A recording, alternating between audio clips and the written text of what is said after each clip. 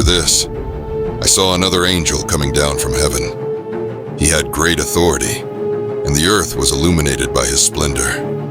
With a mighty voice he shouted, "Fallen!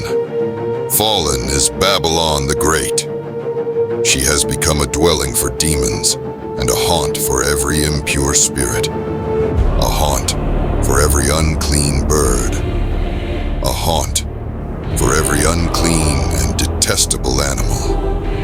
For all the nations have drunk the maddening wine of her adulteries. The kings of the earth committed adultery with her, and the merchants of the earth grew rich from her excessive luxuries." Then I heard another voice from heaven say, "Come out of her, my people, so that you will not share in her sins, so that you will not receive any of her plagues. For her sins are piled up to heaven, and God has remembered her crimes.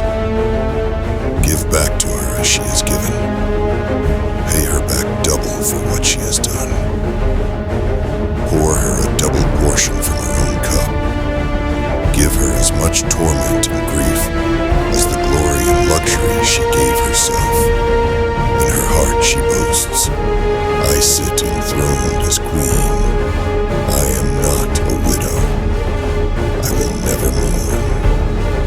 Therefore, in one day her plagues will overtake her, death, mourning, and famine. She will be consumed by fire, for mighty is the Lord God who judges her. When the kings of the earth who committed adultery with her and shared her luxury see the smoke of her burning, they will weep and mourn over her. Terrified at her torment, they will stand far off and cry, 'Woe! Woe to you, great city, you mighty city of Babylon! In 1 hour your doom has come.' The merchants of the earth will weep and mourn over her, because no one buys their cargoes anymore.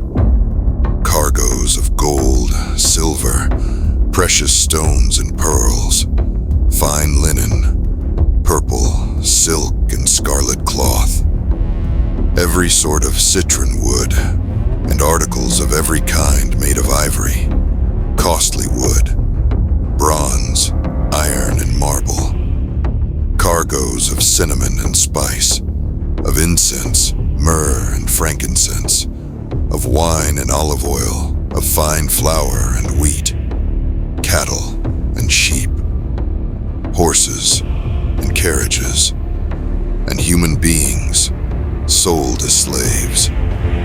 They will say, 'The fruit you longed for is gone from you. All your luxury and splendor have vanished, never to be recovered.' The merchants who sold these things and gained their wealth from her will stand far off, terrified at her torment.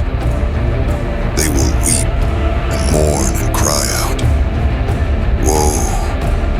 Woe to you, great city, dressed in fine linen, purple and scarlet, and glittering with gold, precious stones and pearls.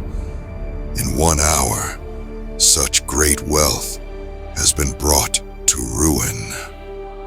Every sea captain and all who travel by ship, the sailors, and all who earn their living from the sea, will stand far off.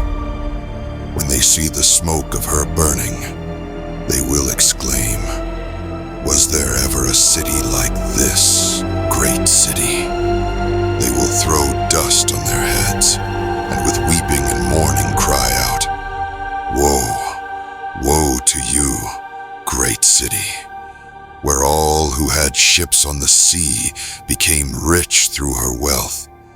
In 1 hour, she has been brought to ruin. Rejoice over her, you heavens. Rejoice, you people of God. Rejoice, apostles and prophets, for God has judged her with the judgment she imposed on you.